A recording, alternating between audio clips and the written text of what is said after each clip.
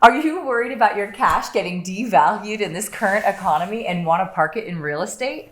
Well, today we're going to talk about the upsides and downsides to buying real estate in cash. Cashola. So if you like cash, and I mean, who doesn't, then like this video too. Thanks so much for watching, and subscribe if you want to see more videos from us on real estate topics, especially here in Austin, Texas. We are Alyse and John of the Heart of Austin Homes team powered by Keller Williams.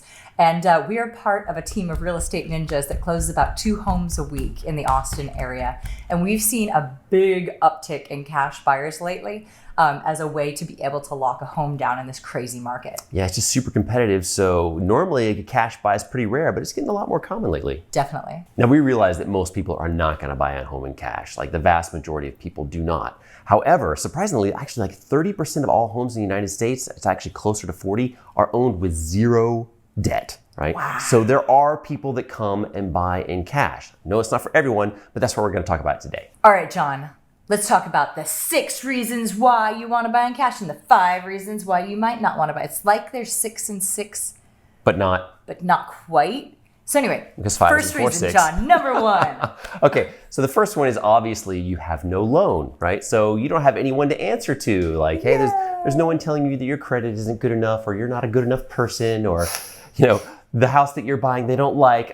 Forget all that. Like, you're your own boss with cash. However, you also become your own underwriter. And so banks are really good at dodging risk. And so they underwrite the house to make sure that they can get it back if something goes wrong. Well, guess what? That's now your job. Yay! If you come in on cash. So More you got to be jobs. sure about what you're buying. Okay, number 2. Hey, sellers even like to get cash more. So you can be more competitive with the cash offer in this market, right? And sellers like it because they have to wait less time. They don't have to wait on a lender. Yeah. And also there's just less that can go wrong, less things that can be thrown in the way by the lender. So it seems like more of a sure bet, which means sometimes sellers will even take a slightly lower offer if it is cash.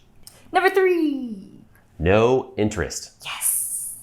4. No one can foreclose on you, Well, except for the government a tax lien. Yeah. and HOA liens. Okay, 2 3 things can things foreclose that on can you. foreclose on you. The comfy pillow, Is the there a comfy 3rd chair. one? No, I think it's just 2.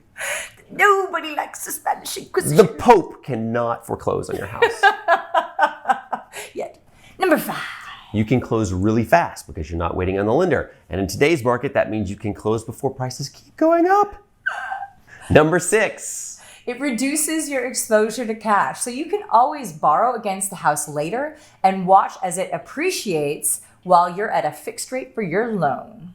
Would you consider buying a home in cash? Now, these are our reasons, but you might have completely different ones. So I'd love to know your thoughts below as to whether or not you would consider buying a home in all cash. Now let's talk about the 5, not 6, reasons why you might not want to buy in cash. Number 1. So cash buyers can kind of be transaction bullies. And what I mean by that is that they feel so entitled because they've got cash that they kind of get to, call the shots and change terms at the last minute and kind of, dictate what they want in the terms and the rest of the transaction. So from a buyer's point of view, that you do have a lot of strength, but from the seller's point of view, if they have a smart agent, they might say like, well, are you sure you want to deal with a prima donna cash buyer because they might try and change things on you? And the seller, if they know the buyer has a lender, knows that they're under that pressure and they're going to be a little bit more accommodating. Definitely. And I would say in this market, though cash buyer is either more common or, doesn't have the power to be able to be a prima donna as much. That's they true. may still think they have the power to be the prima donna,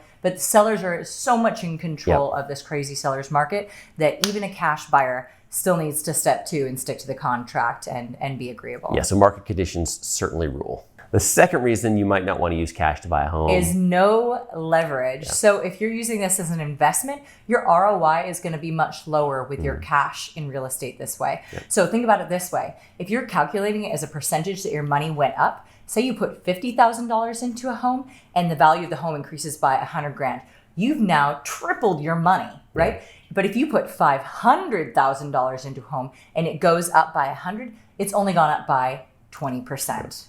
Number 3. You might have other uses for that cash. So if it's your last amount of money that you're going to put all into a house, that might not be a good idea because you want to keep an operational reserve or a certain amount of runway, which is just time. Or even just other investments that you want to make. Right, and you have some flexibility in cash. So if you've got a lot sitting around, it's going to get rotted away by inflation, but you still need some just to kind of keep the lights on. Number 4. You might want to diversify even within residential real estate. You might not want to have all of your eggs in one property. For example, if you distributed $500,000 up over the course of 5 homes, $100,000 in 5 homes, then you're going to see much more appreciation. And also, if one of those investments doesn't do well, then you have 4 other homes to back it up. Number 5, not 6. Well, that actually matters when we're talking interest rates too, because the 5th reason is interest rates. Like, money is super cheap right now. Interest rates are really, really low. So you might not want to use cash to take advantage of that, because now if inflation comes, which it most certainly will because interest rates only have one way to go, then you can pay that debt back with weaker dollars, which is just really smart and gives you a better return. And one of the big questions is just peace of mind. Yeah. Obviously, owning your whole house in cash means you don't have to worry about a monthly payment to be able to have a place to sleep at night. That can add a real peace of mind and an underlying help you sleep at night sort of feeling. On the other hand, if it's all your cash, then that can take away your peace of mind because you have no reserve as a backup if something happens. So really, there's no completely right or wrong way to go about buying in cash versus buying with a loan. Yeah, it really just depends on your situation and ultimately what you value. But hopefully these positives and negatives can help determine what that is for you.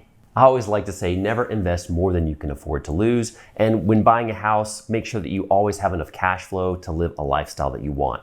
Being house poor really sucks. It can constrain your ability to, really live a fulfilling life if you're having to put everything into the house. So just double check your numbers and make a decision that's right for you. Definitely. I mean, I like being able to go out to the movies when that's like a legit thing to do and buy the groceries that I want to buy and not have to worry about that sort of thing. So you never want to let it get you so strapped that you can't have that basic lifestyle as well. Yep, totally agree. Thanks so much for watching. Please give this video a like if you've got some value out of it, and subscribe if you want to see more videos from us about real estate here in Austin, Texas. Definitely. We have videos about all the aspects of buying and selling and cost of living and investing and all that jazz.